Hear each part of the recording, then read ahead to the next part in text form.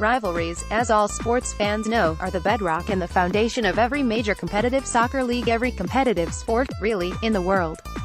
So for Major League Soccer, in its 23rd season, how is it doing in terms of cultivating, growing, and branding rivalries that are not only currently relevant, but will also endure and stand the test of time? Leading up to Saturday's Hudson River Derby between the New York Red Bulls and New York City Football Club, 2 p.m. on ESPN, Awful Announcing spoke with the network's lead soccer broadcasters Adrian Healy and Taylor Twellman about the state of rivalries in MLS and what can be done to build awareness for them on a national and global level. Rule number 1 about rivalries, according to Healy and Twellman, they can't under any circumstances be manufactured, and must be developed organically.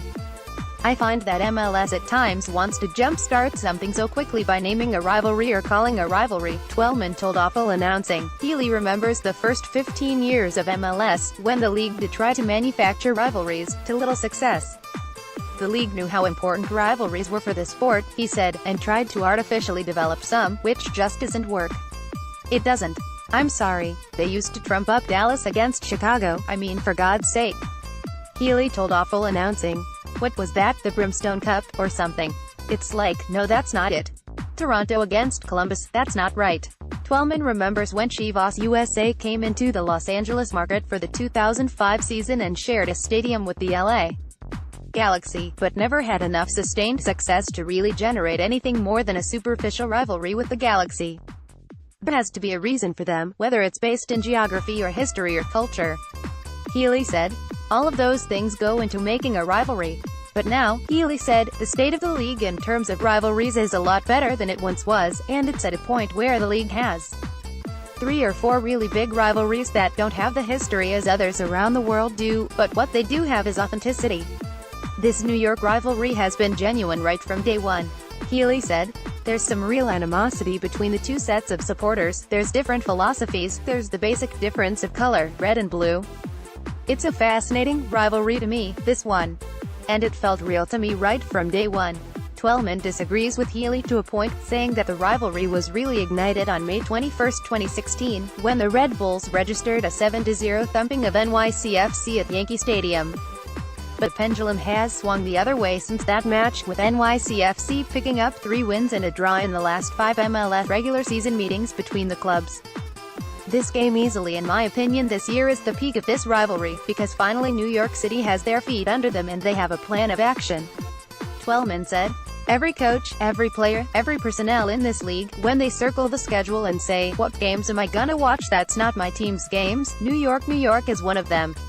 But for the Hudson River Derby to really get at the level of MLS rivalries like Portland, Seattle or Toronto, Montreal, a lot more traction has to be gained in the NYC market itself, which has proven difficult. That's a general question about New York media. Twellman said.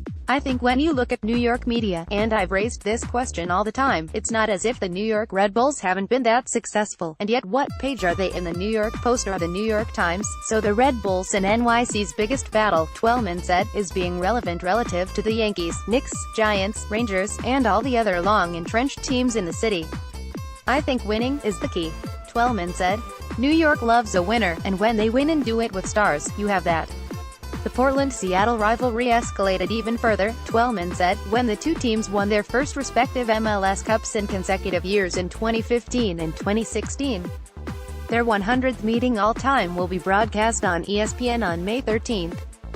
Along with both teams in a rivalry, winning and being competitive, time and history are vital factors in making a strong rivalry. And since 11 of the league's 23 teams weren't in MLS before 2008, it's going to take some patience from the league's fans, Twellman said. I just think sometimes as a society, we want it overnight, he said. You've got to have monumental moments in rivalries and matchups and teams' history. So much of what we talk about in American sports is based on historical stuff. And yet when it comes to this sport and people say, it needs to happen now, well no, hold on here. While a few rivalries in MLS are already at a high level, there are some, like LA and LAFC, Orlando and Atlanta and perhaps even Nashville and Cincinnati in the future, that will become a growing part of the league as it matures.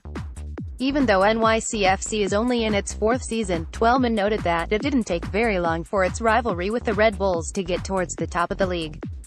I still think there's a few more moments that's gonna take it to another level. Twellman said. The New York rivalry is one to be savored, and it's as real as any rivalry around the world, even though it's obviously not as old. Healy added.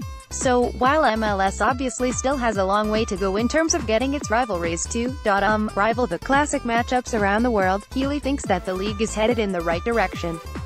Now we are on the right path, he said. And all that can really be added to it now is time. And that's something you can't manufacture.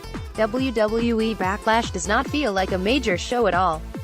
By John Canton on May 4, 2018. NFL. These women dance in glorified bras and underwear on a field for male entertainment. If you don't want to be treated like a sex object, perhaps don't be one for $. By Andrew Buchholz on May 4, 2018. League Network's John Martin's friends have sold nearly 300 hats to benefit the Emmy-winning cameraman and his family. By Alex Putterman on May 4, 2018. ESPN. Will we see more and more stars trade in their cleats for microphones earlier and earlier in their careers? By Matt Yoder on May 4, 2018. Sports Illustrated. It's easy to wonder whether Peter King's departure from SI owed in part to the publication's impending sale. By Alex Putterman on May 4, 2018.